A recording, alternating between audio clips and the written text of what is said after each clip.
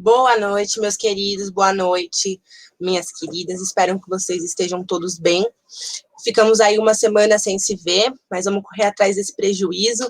Hoje nossa aula é sobre romantismo, a primeira escola literária da era nacional, né? O Brasil deixa de ser colônia, e aí é quando a gente vai ter, então, a produção literária dessa escola de forma maior, né? De forma que vai ter mais amplitude. Então, o que a gente já consegue nortear, a gente está falando aí de uma escola literária que aconteceu no século XIX, meados dos anos de 1800. E o romantismo, ele teve uma produção grande na primeira metade desse século. Vamos tratar sobre isso hoje, falar um pouquinho do contexto histórico, também falar sobre a poesia e sobre a prosa no romantismo. Conhecida, né, por causa do sofrimento dos homens, conhecida como a escola literária onde os homens se jogam aos pés de suas amadas e a amam loucamente, e esse amor, ele é um amor que dói muito, dói tanto, ao ponto de querer aí que, enfim, como esse homem não é correspondido, ele quer até mesmo se matar, tamanha sentimentalismo que tem nessa escola, né? Tamanho sentimentalismo que ronda as características dessa escola literária. Bora de romantismo, então? Vamos falar um pouquinho agora, coisa rápida, passar por cima sobre o contexto histórico do romantismo, né? O romantismo, como eu falei para vocês, ele acontece já no Brasil República. E então, o que a gente tem, que já nessa época, a família real já está vivendo no Brasil, não é mesmo? Então, acontece ali aquela invasão francesa em Portugal, e então a família real se vê obrigada a sair disso. Estamos falando ali dos anos de 1822, quando a capital do Brasil deixa de ser Minas Gerais, como era na aula passada, né, e passa a ser Rio de Janeiro. Então, obviamente, essa mudança na capital vai influenciar essa escola literária, né? Vai influenciar as características por onde os autores vão permear a sua literatura.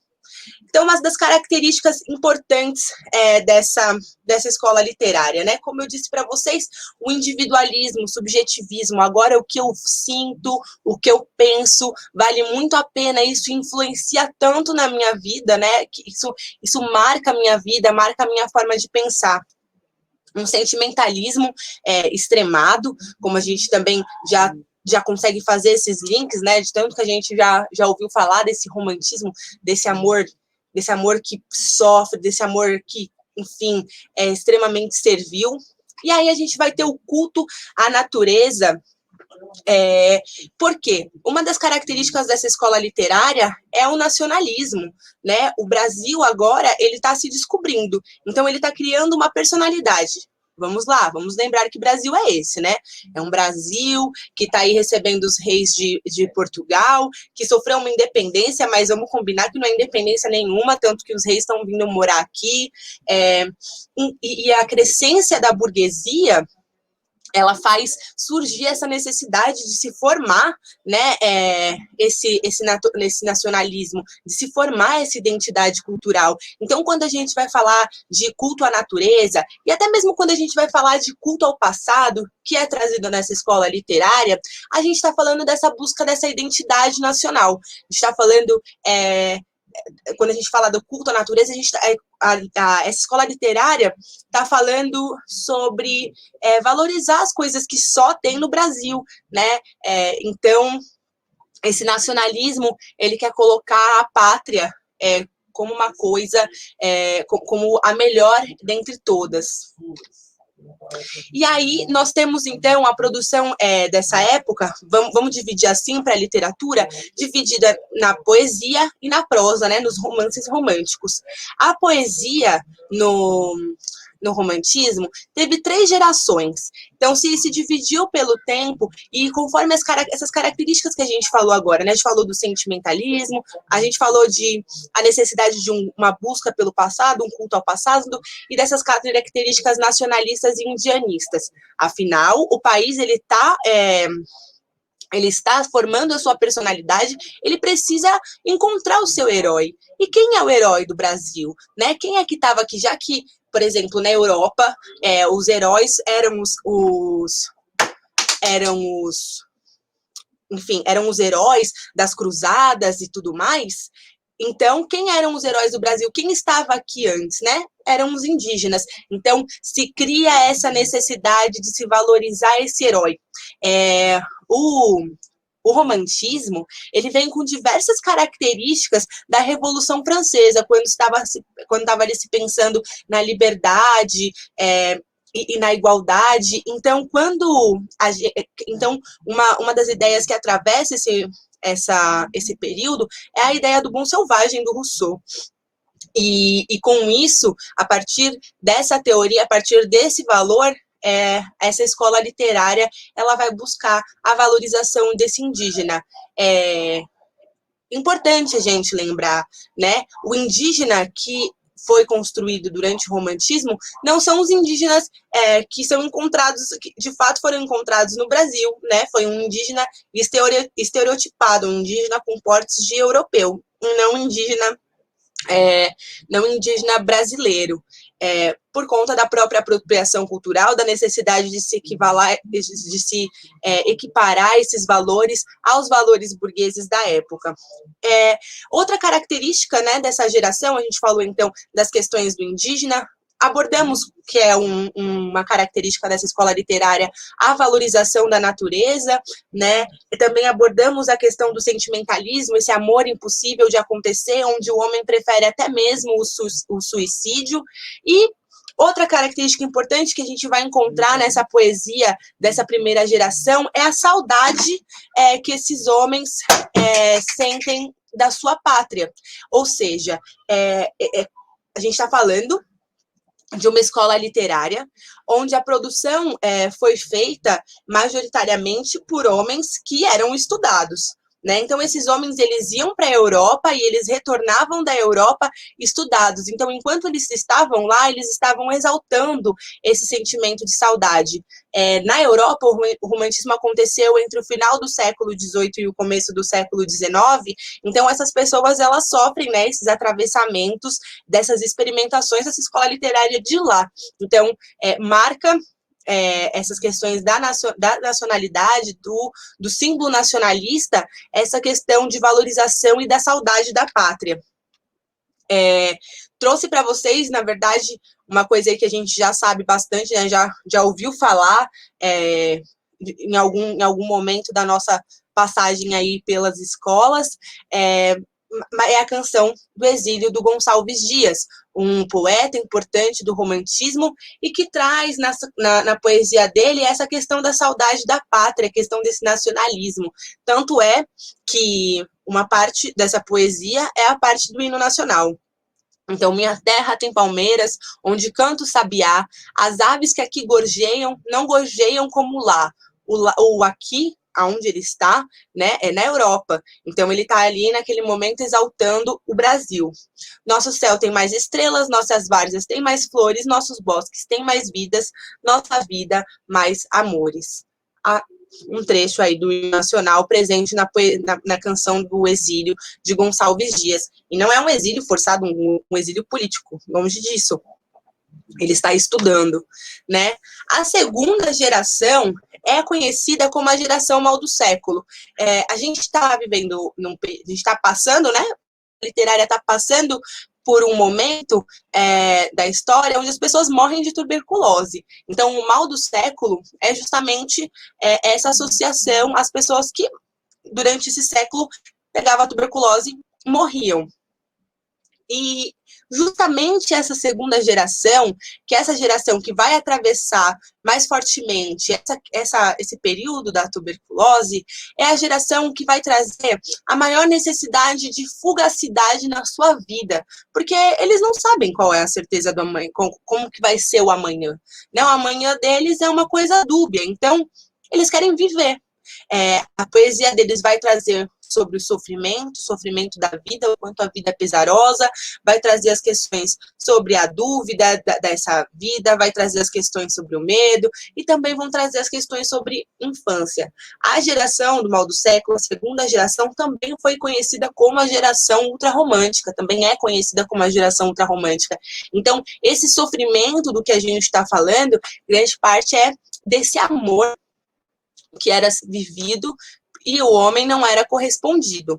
No entanto, é legal a gente lembrar que esses homens, eles tinham vidas de bordel. Então, nos seus textos, a mulher amada, ela não era tocada, né? Mas esses homens viviam em bordéis, tanto que muitos deles morrem de tuberculose justamente por essas questões, né, sanitárias que a gente que o Brasil viveu durante essa época. Um poeta importante da segunda fase, dessa segunda geração do romantismo, é o Álvares de Azevedo. Faltou um acento aqui, ele deve ter caído no meio do caminho. Mas o Álvares de Azevedo, ele vai trazer na obra dele essas questões, né? A poesia dele é marcada por esses sentimentos, por essa subjetividade que atravessava ele, esse medo que ele tinha de morrer, essa incerteza que ele tinha sobre o sobreviver. Então, a poesia dele, ele traz essa característica bastante noturna, né? Eu trouxe uma poesia dele, chamado O Lenço Dela, para a gente dar uma lidinha e conseguir sentir um pouco dessas características. Quando a primeira vez da minha terra deixei as noites de amor aos encanto, a minha doce amante suspirando volveu meus olhos úmidos de pranto. Um romance cantou de despedida, mas a saudade amortecia o canto. Lágrimas enxugou nos olhos belos e deu-me um lenço que molhava o pranto. Muito triste. Uma poesia marcada pelo sofrimento, esse sofrimento da vida, esse vai deixar de acontecer. Essa é uma característica do romantismo.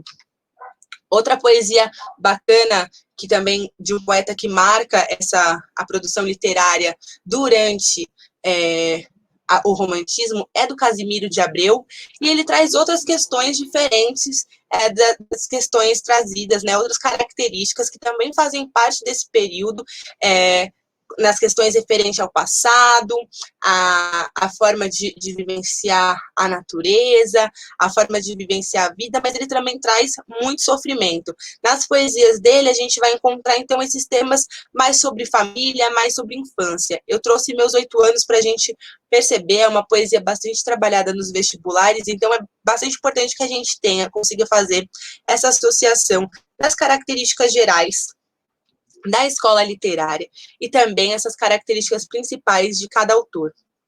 Ó que saudades tenho da aurora da minha vida, da minha infância querida, que os anos não trazem mais. Que amor, que sonhos, que flores, naquelas tardes fagueiras, à sombra das bananeiras, debaixo dos laranjais. Ele sente saudade do passado, um culto ao passado, um culto à infância, também um culto aos valores burgueses. Se lá no classicismo a gente tinha a natureza sendo tratada como um meio aonde ali o eu lírico vivia junto com a sua camponesa, uma vida simples, uma vida que se bastava em si só. Aqui, quando a gente vai falar de natureza, quando a gente vai falar desse romance, dessas questões mais bucólicas, né, referentes à natureza, a gente vai falar de uma natureza que vai ser valorizada pelas questões do nacionalismo. A terceira geração é a geração que foi marcada pelas questões enfim, as características que ela vai trazer são características referentes às causas sociais, às questões de liberdade. Um poeta famoso que a gente tem nesse período é o Castro Alves, que é bastante conhecido por denunciar na sua poesia as questões da escravização. Então, é nessa escola literária que, nesse período, né, nessa geração dessa escola literária, na poesia, a gente vai encontrar os debates sobre o racismo e sobre a escravização sendo feitos. Então, é uma escola literária aí marcada pela defesa das causas humanitárias, a denúncia da escravidão e, agora, pela primeira vez, o amor erótico. E esse amor erótico, essa questão da sensualidade, ela não está presente só na literatura, ela está presente nas artes também. Aquela pintura famosa do Delacroix, que tem a mulher carregando a bandeira da liberdade na França, né? Os seios da mulher de fora, mostrando a liberdade, mostrando a sensualidade dela, vão permear, então, as características desse momento histórico pelo qual essa escola literária percorreu. Uma coisa bacana, trouxe também para a gente ver um trechinho do Navio Negreiro, do Castro Alves, para a gente entender como era feita essa denúncia. Se no classicismo, gente, a gente estava ali preso ainda a fórmulas, né, enfim, a formas muito presas de se escrever, a gente estava preso ali nos decassílabos e tudo mais. No romantismo, não. A gente vai encontrar a poesia sendo feita de forma mais leve, sem métrica. Era um sonho dantesco, o tombadilho, que das luzernas a vermelho brilho, em sangue a se banhar, tirinho de ferros e salar de açoite, legião de homens negros como a noite, horrendos a dançar. A gente consegue perceber, o que a gente consegue entender dessa poesia, né? Eram homens amontoados, que no vai e vem do navio, né, naquele balançar das ondas, pareciam que estavam morrendo dançar. Então, ele faz essa vida dentro dos navios negreiros. No romantismo, nós também tivemos prosas, sim, os romances românticos, né? E as características que a gente vai encontrar nessa produção literária não são muito diferentes da poesia, mas como são romances, né, são textos em prosas, as produções vão se dividir de formas diferentes. Então, de forma geral, no romantismo, na prosa do romantismo, dos romances românticos, há-se a necessidade da idealização desse herói. E durante essa época, as obras, elas eram, a gente está falando do período da Declaração dos Direitos Universais do Homem. Então, existe uma parte na declaração que fala que os homens são livres para imprimir, né? Então, a gente está falando de um novo tipo de produção, e uma produção mais fácil de ser acessada. Então, esses escritores que escreviam essas novelas, vamos sintetizar assim, eles publicavam esses textos em folhetins. E como a gente está falando de um momento onde o público ele pode exigir o que ele vai querer consumir, afinal de contas, era produzido pela burguesia e, de certa forma, também consumida por ela, pelas próprias questões de acesso, existem exigências do público. Então, no romantismo, na prosa do romantismo, a gente vai encontrar, assim, textos bastante, sabe, o bem contra o mal. Senhora, por exemplo, de José de Alencar, é um exemplo disso, né? O bem contra o mal, e no final o casal vai ter que viver ali feliz para sempre. Esse é o tempero do romantismo. Como a gente falou, durante esse momento, durante esse período, nessa escola literária, se pensava ainda na construção de uma identidade nacional, né? De uma elevação da nação. Então, também vamos encontrar essas características presentes na produção da prosa. Como a gente conversou agora, o bem e o mal vão estar presentes, e o amor vai sempre como uma redenção. Então, você fez coisa errada, você, enfim, acreditou em outra pessoa, você traiu a pessoa que você amava por causa de uma mentira, não tem problema, porque o amor vai vir no final e vai resgatar e vai salvar de tudo. Como eu comentei com vocês, os temas que o romance romântico, ele vai abordar alguns temas, né? Então, ele vai se inspirar ali naquele... enfim, vai se inspirar na necessidade da gente ter a construção dessa valorização valorização nacional, e por conta disso, alguns dos temas que vão ser buscados vão ser os temas históricos, né? Para que se crie esse passado e para que esse passado sirva de inspiração. A gente também falou que é uma escola literária que vai ser produzida na verdade, pela burguesia, né? Para as pessoas de uma classe social maior. Então, por mais que a nobreza estivesse em declínio, os valores da burguesia estivessem em alta, quando no contexto urbano, né, os temas urbanos que vão ser abraçados pelo romantismo ainda vão falar da vida na corte, ainda vão abordar os valores da burguesia.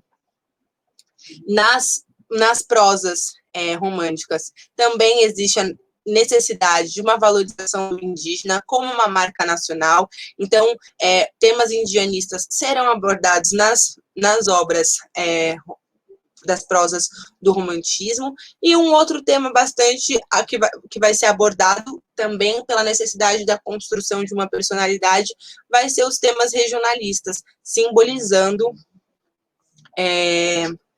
essa necessidade dessa criação de uma nacionalidade. Isso é o romantismo, essa escola, é esse momento, é um Brasil que deixa de ser, de certa forma, dentro das suas limitações, né, um Brasil independente.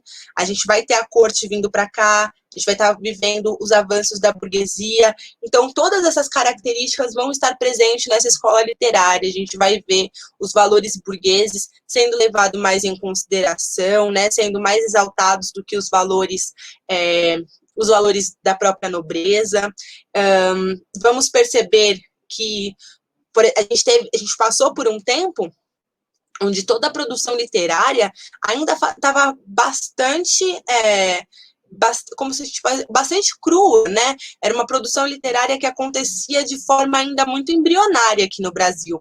No romantismo, a gente já teve vários filhos de burgueses que foram para a Europa se formar em administradores e advogados, eles voltam para cá com todas essas influências, com todos esses pensamentos e começam a produzir. E essa produção, ela se torna mais factível a partir do momento que ela é de mais fácil acesso, ainda que não seja para as classes mais baixas, mas ela se torna de mais fácil acesso. E aí, é aqui ainda nesse período que a gente tem a produção, enfim, de obras, até mesmo do Machado de Assis, que produz durante o romantismo. Uma das suas obras dessa época é A Mão e a Luva, que vai falar também, vai trazer essas questões do amor romântico, do amor que vence todas as coisas no final. Certo? Eu espero que vocês tenham gostado. Qualquer dúvida, fiquem à disposição. O material para consulta fica na pasta do Drive de vocês e também fica no link da descrição. Um beijo, boa noite. A gente se vê quinta-feira que vem. Até mais.